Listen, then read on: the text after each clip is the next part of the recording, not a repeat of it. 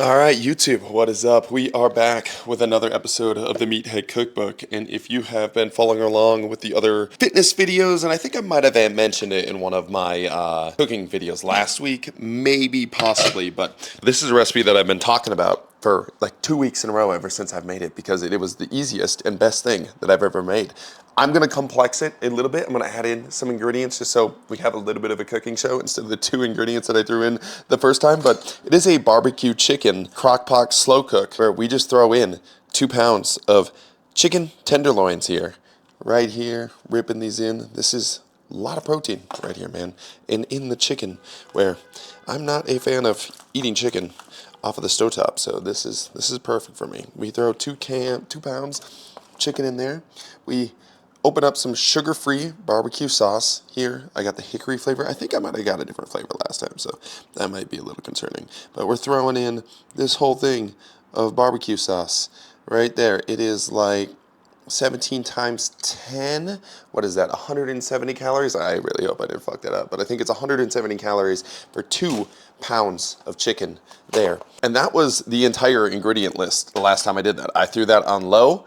I let that sit in there for like 6 to 8-ish hours. I think it was close to the 8-ish hours. I took it apart. It completely shredded with a fork. It was super easy to eat. And I just threw it on top of some rice. And I had some barbecue chicken with my rice for the entire week. I cooked 2 pounds of chicken. That's all I did. And it tasted super good. So I was really happy with that recipe, but want to add in just a little bit of spice this time, just again, so we don't have a 2-minute cookbook show. But if you are a high school guy, again, just looking for a super high protein, super easy way to cook your chicken, that's what you do right there. Throw some sugar-free barbecue sauce and 2 pounds of chicken in a crock pot. We are adding some bone broth, some chicken bone broth in here this time. Last time I was supposed to throw that in there as well, but I forgot to order it on the DoorDash, so we kind of winged it and just sent it by itself with the barbecue sauce, and it turned out beautiful. Like I didn't even need the bone broth in there. And then this time we're gonna add some veggies, mostly because the girlfriend got me a knife because she was sick. I don't know if you guys watched that video, but she was chopping everything up with like a butter knife. So she basically got herself a present, but it works because we got a shiny new samurai sword in there and we want to use it today with the onion. So that's the only reason we want to have pre-chopped up onions, but we got some pre-chopped up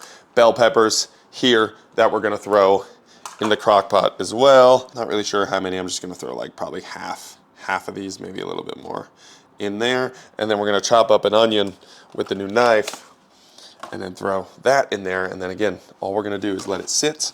I will pull it out. Again, this is something that you can pull. You can put on sandwiches if you don't really care about eating bread. Otherwise, I just threw it on rice all of last week. Oh, this knife is sexy, guys. This is so much better than cutting with our old knife. But I just threw it on rice all week, and then the girlfriend made a salad too that I was throwing it on, and it was super good. But just heated up the pulled chicken. I can't believe it turned out that good. I cannot believe I have been making chicken the way I've been making chicken my entire life, with how easy this is and how much better it tastes. Like, it's super crazy. I've been messing this up the whole time.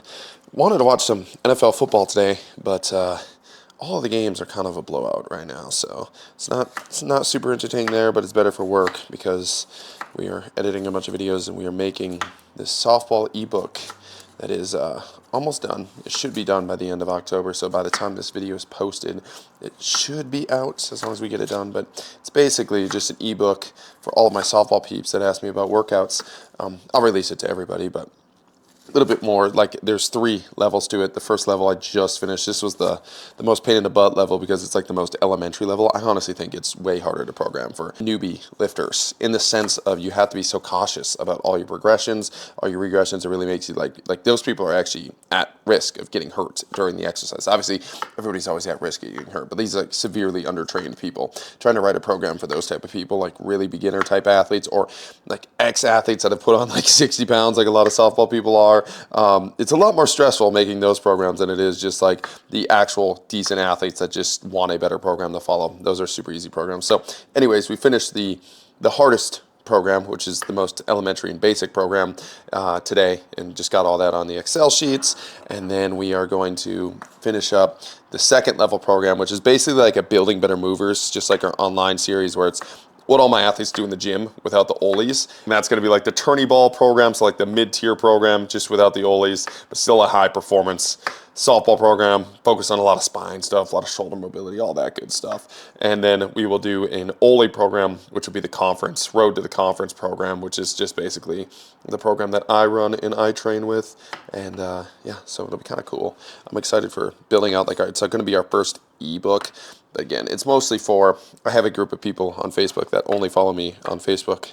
And they know I own a gym, but don't like really know I train people online or anything like that, and just give them the resource. But it'll be our good test run of a ebook, and then I think the next ebook after that, once I figure out how to do this one, the big project is going to be like a game ebook and trying to get all my games sorted out. I know I've been saying I'm going to do it for a long time, but every time I start writing it, it gets way long-winded. But now we got our space, we got our goals. We finally finished this softball one, proved to ourselves we can make an ebook, and now we're going to get better at it and put out the game one. So this is a good little test run for that.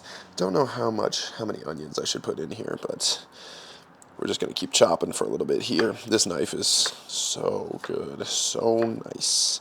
It took me forever to chop an onion with our butter knife last time.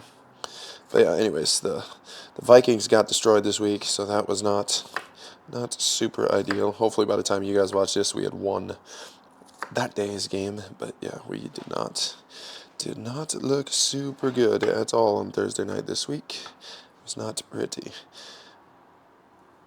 We're going to throw some of these in here. Let's just see how many that gives us.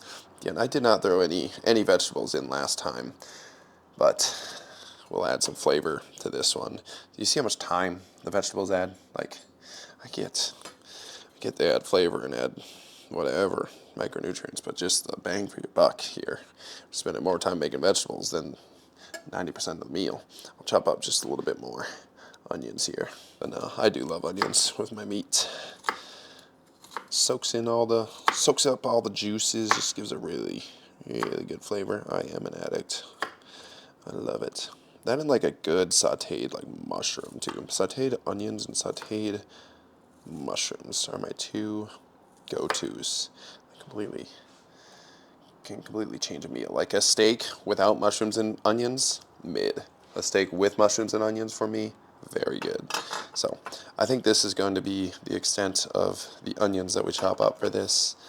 Then I will mix this up just a little bit so you can see the chicken in there. Get everything rolling there. And then I'll bring you guys over here, show you guys what we got going here.